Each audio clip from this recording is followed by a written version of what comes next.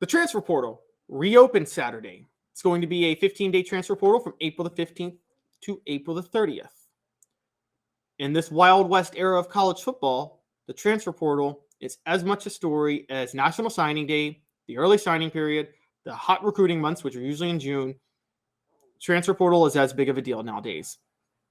Tennessee has had as much impact from the transfer portal as anybody, probably more. Let's be honest, the transfer portal saved Tennessee football after the disaster that was Jeremy Pruitt's firing and the state the program was left in. How did it save Tennessee football? Hendon Hooker. The last thing Jeremy Pruitt really did was bring in Hendon Hooker, which saved Tennessee football as he became Josh Heupel's starter a month into the season after Joe Milton was not as effective. Hendon Hooker had transferred from Virginia Tech. Milton himself had transferred from Michigan. So either way, a transfer was going to be the impact player. But that wasn't just the only reason. In case you guys forgot, the second go-to guy after Cedric Tillman in 2021 was Javonte Payton, who was a Mississippi State transfer and was a huge part of Tennessee's offense. And without those two, Hooker and Payton, Tennessee doesn't go 7-6 that year. And if they don't go 7-6 that year, the confidence may not be there to be in the program as much, and maybe they don't get the recruits and transfers they get a year later. Looking at Brew McCoy, who now we all think could be a breakout star. So transfers is a huge deal. So playing a little 4 downs, let's go ahead and talk about Tennessee football and the transfer portal coming up and other schools that might relate to them. So the transfer portal starting to reopen on Saturday. First down, what position groups will the Vols target? Please hit that like and subscribe button, and please comment on the message board on what position groups you think the Vols should target. I jotted down 4 in my mind. I think they should target, and Josh Ward brought this up Thursday, and I think he's right. They need to target another quarterback. They need another quarterback on scholarship for this year because you can't count on everybody being healthy. And you can't count on both Joe Milton and Nico Iamaleava being reliable. What happens if only one of them is capable? We are not sure Joe Milton's capable yet. We just aren't. And as confident as I am in Iamaleava, we're not sure he's going to be capable either. You don't know until game time happens. What happens if only one of them is capable and that person gets hurt? You need another scholarship quarterback. You need another option. So I think that they need to go after a quarterback. Mr. Jones agrees with me. He mentioned quarterback as well. Travis says 100% all defense, linemen, linebackers, and defensive backs. Okay, so I'm with you on linebackers, on inside linebackers. I do think Arian Carter's emerging and Keenan Peely is still, as a transfer, was a big pickup. I think those two can actually create a major upgrade at linebacker for Tennessee football this year with Aaron Beasley coming back. I don't think linebacker would be a bad addition, but I think they're actually, and that's on my list for the record. Linebacker's on my list, but it's the last one on my list. I actually think they're better at linebacker than we might think. I think linebacker is going to be a dramatically improved position this year. They certainly have better leadership at linebacker with Jeremy Banks gone, which I think everybody says good riddance. But Travis, I'm with you. Defensive back, I'm absolutely with you. They need to get more help at defensive back. I talked about Gabe Giudicelli, Ricky Gibson, and Jordan Matthews earlier. What we don't know, to be fair, is if any of those players is going to emerge. And the fact is, desperately, somebody has to emerge in the secondary. Somebody's got to be good. And with Shamar Arnaud, the 2025 commitment to Tennessee football, making his decision last week, it's very clear Heupel is throwing stuff at the wall to see what works with defensive back because he's desperately trying to find somebody that can upgrade the position.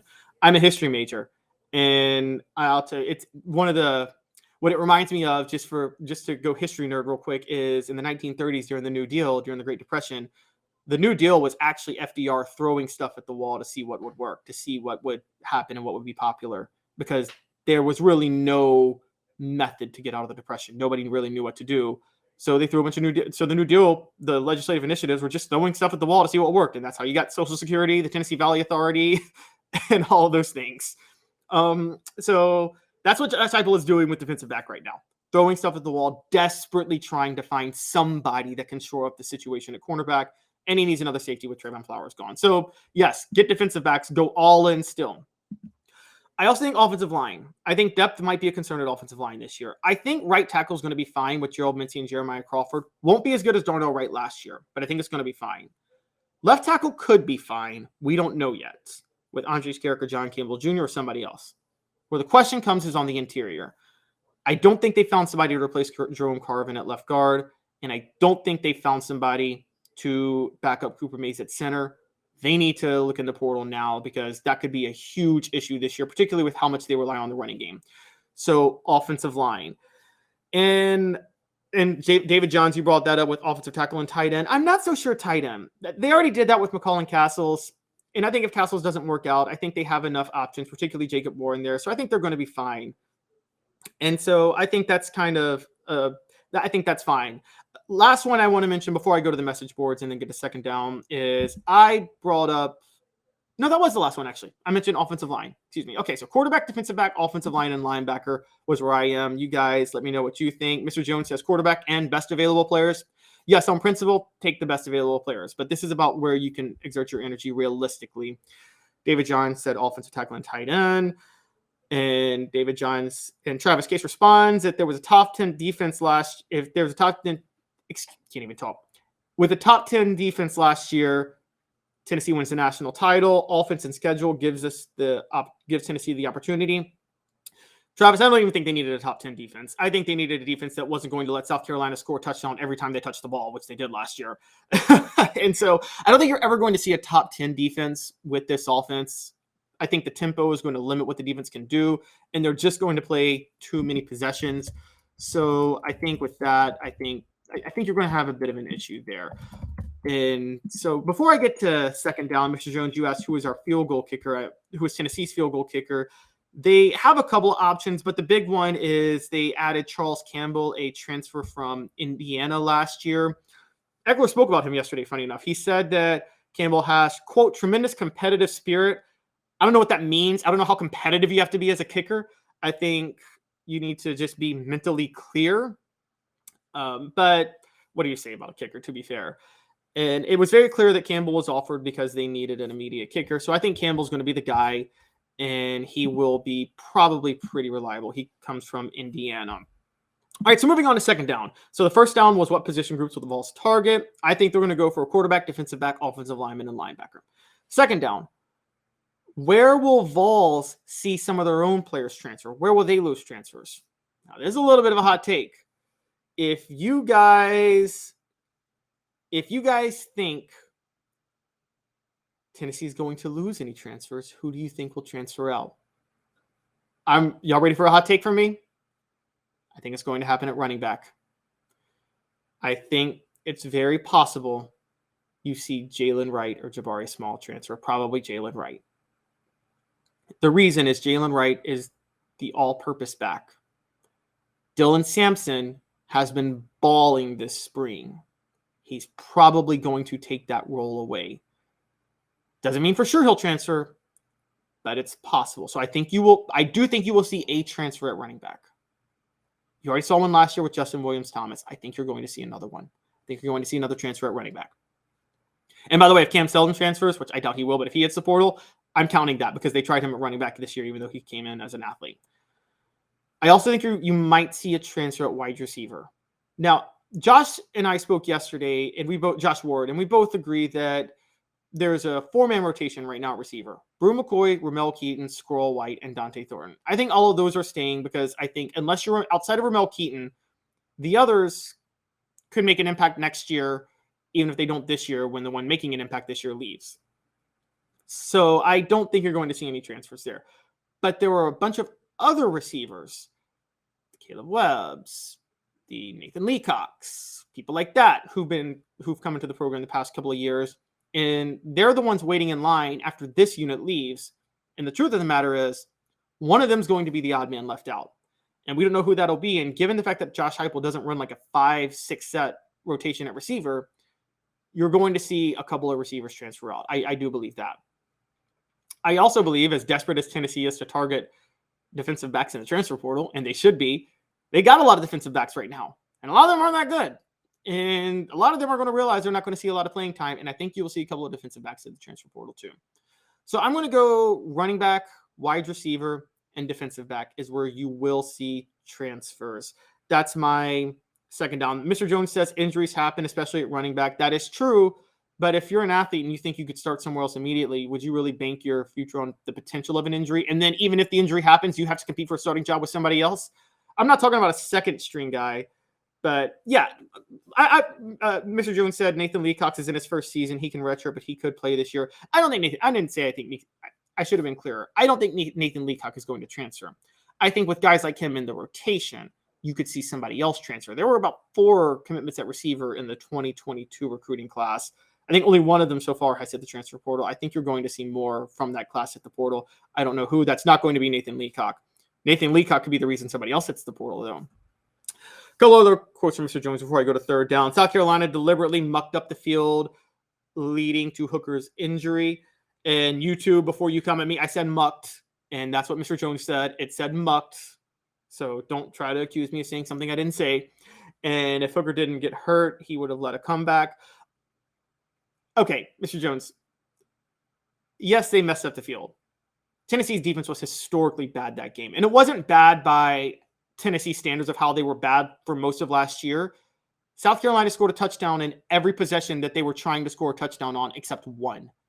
That's unheard of. You can't put that on just them mucking up the field. Tennessee's defense was absolutely awful. And Spencer Rattler needs his mobility to be effective too. And that could have harmed him as much as it harmed Hooker. So I can't go there with you. I'm sorry. And if Hooker didn't get hurt, it would have led to a comeback. Look, I actually thought until Hooker got hurt that a comeback was on the horizon. I'm with you. I did.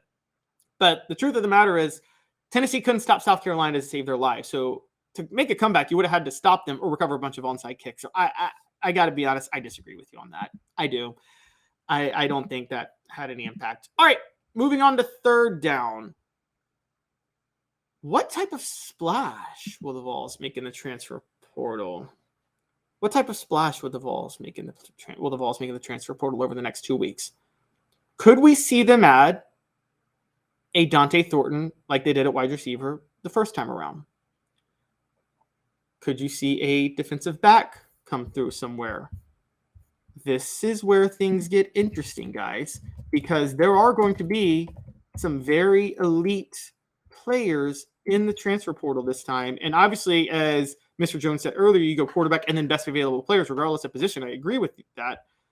So given that fact, will they make a splash? That's kind of the biggest question right now. And honestly, it depends on who is in the portal. Because right now, we still don't know. And should that splash be at quarterback? Dare we say? Could they add a splash at running back? Could they add another elite receiver, even though they don't need one? What type of splash do you think will happen? Mr. Jones says an orange splash and steal any rivals players you can for insider info. Yeah, that wouldn't be a bad thing. I have heard rumors in the past of backups disgruntled at their school giving insider info on their school to other teams. Not going to report on that too fully, but I know that has happened. So what type of splash did they make? I'm going to be honest up front. I don't think they make a splash. I don't think they really add anybody to make a splash. I think they shore up depth at defensive back and offensive line, but I don't think they make any splash. I have to be honest with you on that. I don't know if any receiver would want to come to Tennessee at this point, not because Josh Heupel's system wouldn't be great for them, but because they're so loaded. There's not. If you're transferring because you're looking for a place to play, you're not picking Tennessee. If you're a receiver, you're just not. So I don't think they're going to make any splash. They're going to find defensive backs and offensive linemen who realize they have a shot to play. And fourth down, finally, what other teams should the Vols pay attention to in the portal? This one's obvious for me, guys. This one's actually super obvious because it's one team. It is Florida. It was mentioned earlier, I believe by you, Travis, that Florida had looked awful in their spring game. Florida's in trouble. They don't have a quarterback. And it's very clear they're looking for a quarterback in the transfer portal. And so they are desperately going to find one. Tennessee, the most important thing for Tennessee fans, if you're a Tennessee fan, the most important thing for you to do is desperately hope Florida continues to fail and acquiring talent, meaning that they have a horrible portal season and don't add anybody elite. Florida has completely tripped over their own foot this all season trying to add talent. And this transfer portal will be a chance for them to right that wrong. And if you're Tennessee, you don't want them to right that wrong. So Florida is the team for you to pay attention to in the transfer portal. That's kind of going to be the really interesting one. There are a couple other people that we need to bring out, that we need to mention real quick before I hit the transfer portal, or before I go to commercial, before I hit the transfer portal. I was asked by the Wiseman, what's the word on Hayden from OSU? I assume you mean Dallin Hayden from Ohio State, relative of Aaron Hayden. According to Sports Illustrated yesterday, he said it's just crazy, the idea that the transfer rumors. It doesn't seem like he's transferring anywhere at this point.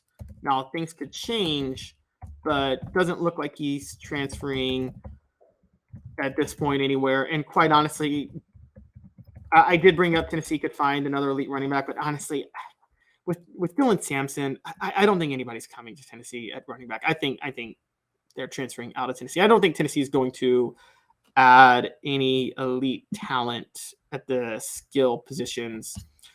We got a mention on Travis Case on offensive lineman from Texas A&M being available. Yes, that was Matthew Wyckoff. He's entering the transfer portal. That Tennessee could add him. That's true. Now, here's the thing, because there are two types of. Here's what you have to remember about this transfer portal. I'm going to bring this up, though, because Matthew Wyckoff was just a 3-star lineman when he committed to Texas A&M. Players who enter the transfer portal from April the 15th to April the 30th are players who realized they weren't going to play where they're at. If you're entering the transfer portal because the program's a dumpster fire, which is a lot of reason people enter the transfer portal at Texas A&M, and a lot of reason people entered the transfer portal when they were playing for Tennessee in the past. If that's the reason you're entering the portal, you would do it in the fall or right as the season ended. If you enter the portal from April the 15th to April the 30th, you're entering the portal because you realized during spring that you would not be able to play where you're at. And if you're not able to play where you're at, guys, chances are most of the time you're not going to be able to play somewhere else either. Now, to be honest, that's actually good news for Tennessee, because more important for Tennessee, like I brought up earlier, is other schools not making a splash in the portal. And I don't think you're capable of making a splash to upgrade your roster too much in the portal during the April the 15th to April the 30th window. The players that are transferring during that window are usually players you don't really want, usually players not really capable of starting somewhere.